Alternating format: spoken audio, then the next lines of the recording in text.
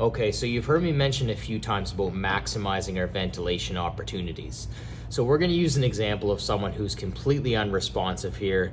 We arrived on scene, they were barely breathing. We'll say they were only breathing about 6 times a minute.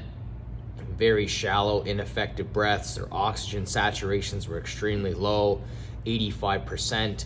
We put in an OPA, we put in 2 NPAs, and now we're going to use our BVM mask to ventilate them.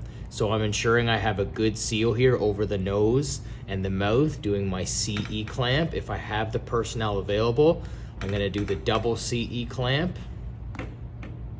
and we're going to ventilate this patient every other breath that they take on their own. If I need to, I can increase that to breathe with them. If they're not taking effective breaths, you can supplement that for them. That's totally okay.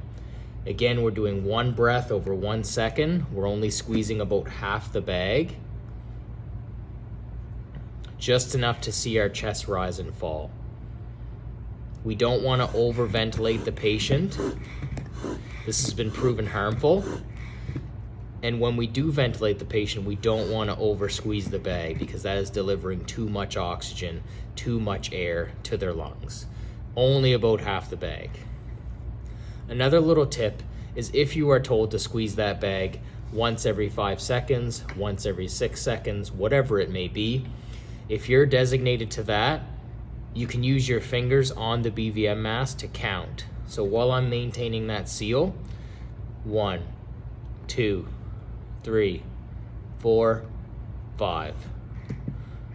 1, 2, 3, 4, 5. That way you don't lose track of where you're at, and you constantly keep track of when you're supposed to be breathing for the patient.